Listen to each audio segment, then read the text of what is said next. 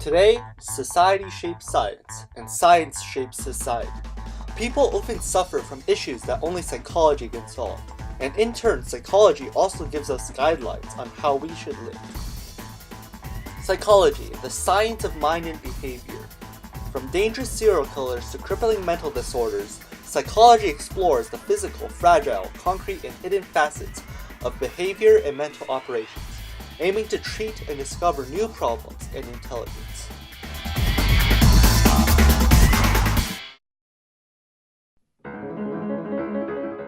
The earliest studies on psychology occurred almost 2,000 years ago. 387 BC, Plato engineers the first thoughts of how and why humans act the way they do, especially through the lenses of reason, comprehension, and psyche. 335 BC, 50 years later, Aristotle furthers Plato's study of the soul. Perhaps these studies were great breakthroughs of the time. However, today little theories carry their validity. As we now understand, human consciousness rests within the head and not within the heart.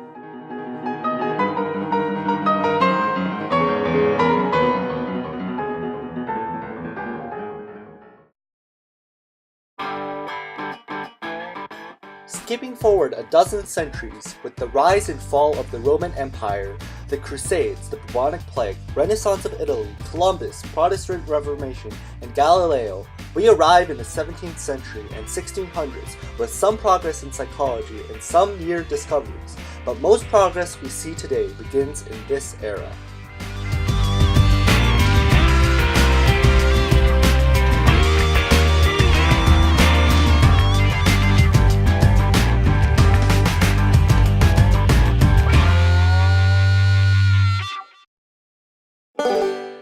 (1650) René Descartes distinguishes between mind and body. I think, therefore I am.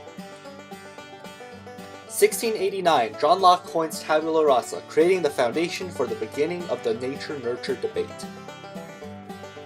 1780, Christian Wolff popularizes the term psychology, and Immanuel Kant publishes Critique of Pure Reason. The Industrial Revolution begins. Ever since the Industrial Revolution began, psychology exploded into an extensively researched field. A couple of my theories for this sudden upheaval include: 1. The Industrial Revolution could have led to higher productivity and increased leisure time, especially for middle and upper class, thus allowing more time to be allocated to philosophizing rather than focusing on physiological necessities and Maslow's hierarchy of needs. 2. Psychology could have become extremely profitable. For example, in the early 1900s, a psychologist by the name of Edward Bernays was hired by a company to socially construct the idea that bacon and egg was the ideal American breakfast. Bacon and egg was non-existent until advertising. Even today, industrial organizational psychology can definitely enhance a company.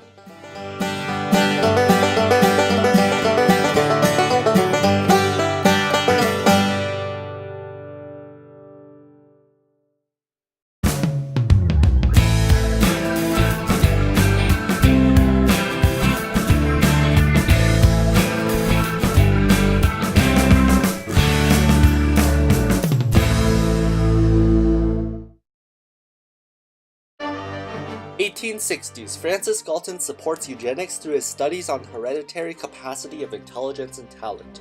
Charles Darwin develops theory of evolution. 1870s, Wilhelm Wundt opens first psychology laboratory, perhaps marking the beginning of psychology as a field of study. The 1880s proved a decade of incredible progress for psychology. A few more labs, universities, and journals are built in the name of studying mental processes and behavior. Emil Kraepelin, a little less known but a critical psychologist, identifies schizophrenia and manic depression disorder, now known as bipolar.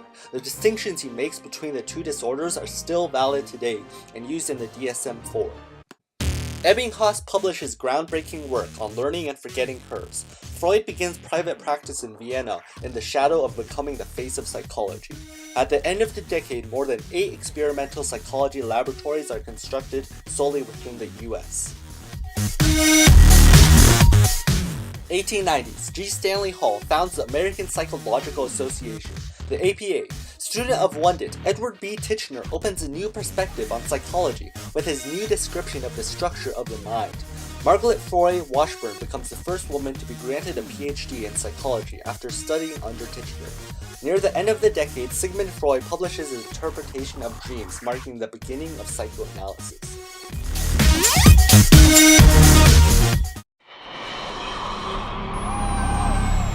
1900s, Charles Spearman publishes article General Intelligence, introducing a so-called G-factor. The Binet-Simon is also developed as the first IQ test. Edward Thorndike publishes his Law of Effect, stating that responses that reproduce a satisfying effect in a particular situation become more likely to occur again in that situation. Freud publishes many works on theories of sexuality. 1910, John B. Watson pioneers the development of the behavioral perspective of psychology, believing that psychology should be scientific and based solely on observable behaviors. Freud establishes psychoanalysis and OCD is identified. 1920, Watson conducts the Little Albert experiment. Ivan Pavlov publishes his theory of classical conditioning. Jean Piaget publishes his theory of cognitive development. Freud publishes his theory on ego and id.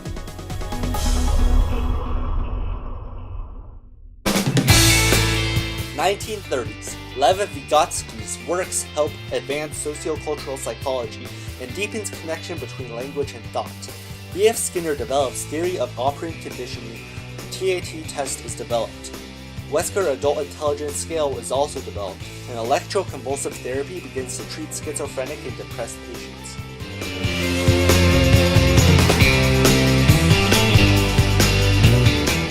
1940s, Abraham Maslow becomes one of the founders of humanistic psychology, developing his hierarchy of needs. Carl Rogers develops person-centered therapy. Lithium has begun to be used to treat psychosis and will treat those with bipolar disorder in the next few decades. Phobias receive separate diagnostic categories by the APA.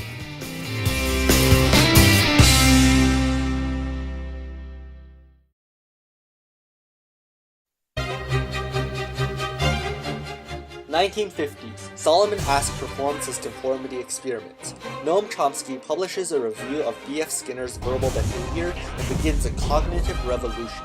Kohlberg outlines his 8 moral development stages, and systematic desensitization, also known as exposure therapy, is developed. 1960s, Bandura conducts Bobo doll experiment. Albert Ellis forms rational emotive therapy. Schachter and Singer propose the two-factor theory of emotion, and Stanley Milgram conducts the Milgram experiment over obedience to authority.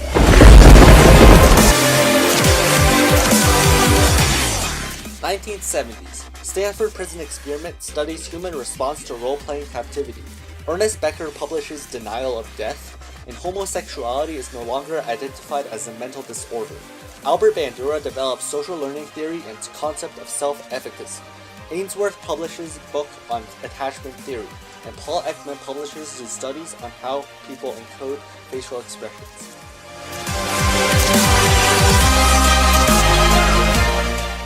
1980, DSM-3 is published, and Gardner introduces his theory of multiple intelligence. Erik Erikson expands his stages of psychosocial development.